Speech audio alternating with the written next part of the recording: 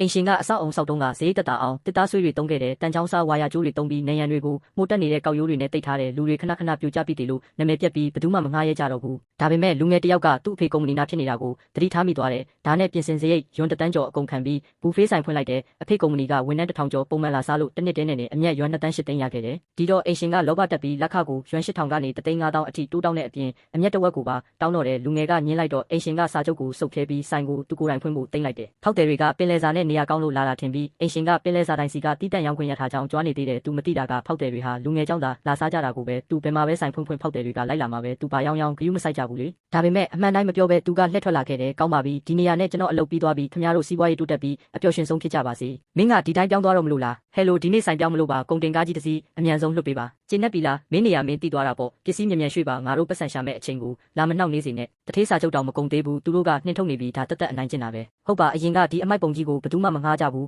အခုအောင်မြင်လာမှအချောင်လာလိုက်ကြတယ်သူတို့မှဘာခွင့်ရရှိလို့လဲတထေးသူတို့ကိုတရားစွဲလိုက်ရအောင်ကျွန်တော်မှရှေ့နေတငယ်ချင်းတယောက်ရှိတယ်သူတို့ကိုပညာပေးခိုင်းလိုက်မယ်မလိုပါဘူးဒါဆိုဘာဆက်လုပ်မှလဲဒီတိုင်းကြိတ်မိတ်ခံပြီးသူတို့ချဲလဲတာခံနေတော့မလို့လားဘယ်ဟုတ်မလဲဟာဟိုဘက်ကအဆောက်အုံကိုမြင်လားဟက်သူထေးအဲ့ဒီအဆောက်အုံကြီးတစ်ခုလုံးကိုငှားမလို့လားအဲ့ဒါကြီးကဒီနေရာထက်အများကြီးပိုကြီးတယ်ငှားရမ်းကလည်းမတက်တာနိုင်လို့ရှောင်မလုပ်ပါနဲ့အဲ့ဒီလေမယားကပင်လယ်စာတိုင်းတွေကိုထိန်းချုပ်ထားတာပိုကြီးတဲ့ဆိုင်ဖွင့်လဲပစ္စည်းမရရင်အလကားပဲလေငါကပင်လယ်စာဆိုင်ထပ်ဖွင့်မယ်လို့ဘသူပြောလို့လဲတရုတ်အမြန်စားဆိုင်ဖွင့်မှာတထေးယူသွားပြီလားဒီနှစ်ထဲဒီလမ်းပေါ်မှာတရုတ်အမြန်စားဆိုင်9ဆိုင်10ဆိုင်လောက်ဖွင့်တာတလားတော့မခံဘူးထောက်တယ်တွေကပင်လယ်စာလာစားတာအမြန်စားဆိုင်ဆိုဘသူလာမလဲမဖြစ်နိုင်ဘူးဒီလမ်းမှာအမြန်စားဆိုင်ကအလုံးမဖြစ်ဘူးတေချာပြန်စဉ်းစားပါဦးအချိန်တန်ရင်မင်းတို့နားလဲသွားပါလိမ့်မယ်မင်္ဂလာပါဒီအဆောက်အုံကြီးတစ်ခုလုံးငှားချင်လို့စကားနည်းနည်းလောက်ပြောရမလားဒီတိုက်ကြီးလွတ်နေတာကြပြီးတကယ်ငှားမယ်ဆိုအချိန်မဖြုံးတော့ဘူးမင်းဆိုင်ဟောင်းထက်အများကြီးပေမဲ့ပေါက်ဈေးထက်အများကြီးရှုံငှားမယ်သဘောတူတယ်အခုပဲစာချုပ်ချုပ်ကြတာပေါ့ငွေဝင်သွားပြီးဒီမှာတော့တွေအခုကစပြီးတိုက်တစ်ခုလုံးကိုသုံးလို့ရပြီတထေးပါတွေရွှေ့ရမလဲဆိုင်ထဲကဟာတွေအကုန်လုံးလမ်းတစ်ဖက်ကိုရွှေ့ကြတစ်ခုမှချမ်းမထားနဲ့အပြောင်းရွှေ့ကမြန်တဲ့နိုင်ပိုင်းအတွင်းမှာပဲပစ္စည်းအကုန်လမ်းတစ်ဖက်ကသုံးထက်တိုက်ထဲရောက်သွားတယ်မင်းတို့ငါနဲ့လိုက်ပြီးနေရာတစ်ကနေပြန်စဖို့ဆန္ဒရှိကြလား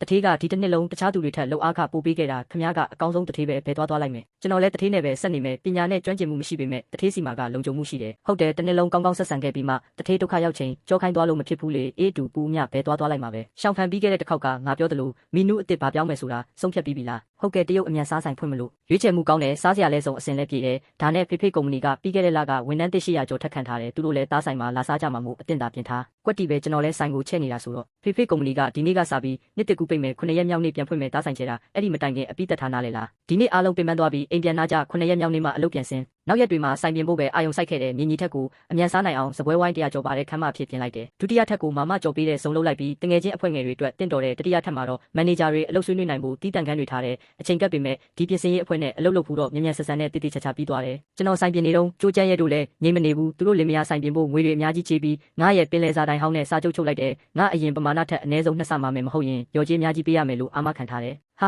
ာရှောင်ဖန်မင်းရူးနေလားတရုတ်အမြန်စားဆိုင်တွေကအလွယ်ဆုံးကြရှုံးတတ်တာမသိဘူးလားဒီလမ်းမှာတင်ယွမ်2တန်းကျော်ရှုံးသွားတတ်တာငါတို့အဆောက်အုံမှာမင်းအမြတ်ရတာကံကောင်းလို့ပါကံကောင်းတာကိုအရေးချင်းလို့ထင်မနေနဲ့ဟုတ်တယ်အမြန်စားဆိုင်လေးဖွင့်ဖို့ဒီလောက်နေရာကြီးငှားတာမွဲချင်လို့တတ်ပဲဟာနေရာကြီးယုံနဲ့ငါတို့ကိုရှင်းနိုင်မယ်ထင်နေတာလားကျွန်တော်ဘာမှမရှင်းပြပဲဆိုင်ပြင်တာကိုပဲအချိန်တင်လိုက်တယ်မကြခင်မှာဆိုင်တင်ဖြစ်သွားတယ်နှစ်တစ်ကူ9ရက်မြောက်နေ့မှာကျွန်တော်ဆိုင်တစ်ကူတရားဝင်ဖွင့်လိုက်တယ်ကျိုးချမ်းရဲကလည်းသူ့ဆိုင်ဖွင့်ပွဲအတွက်အဲ့ဒီနေ့ကိုပဲရွေးလိုက်တယ်ဖောက်တီဟောင်းတွေဆုံးရှုံးမှဆိုလို့သူကဆိုင်နာမည်ဟောင်းကိုပဲဆက်တုံးထားတယ်တထေးသူကဖောက်တယ်လူဖို့ကျွန်တော်တို့နာမည်ကောင်းကိုပြောင်ကြတုံးနေတာတပြတိုက်တာနဲ့ဘာကွာလို့လဲစိတ်အေးထားငါပိုင်ဆိုင်မှုကိုသူယူမရပါဘူးရောက်လာကြပြီဟေ့အရင်ပင်လယ်စာဆိုင်ကအလုပ်သမားတွေအကုန်ရောက်လာကြပြီ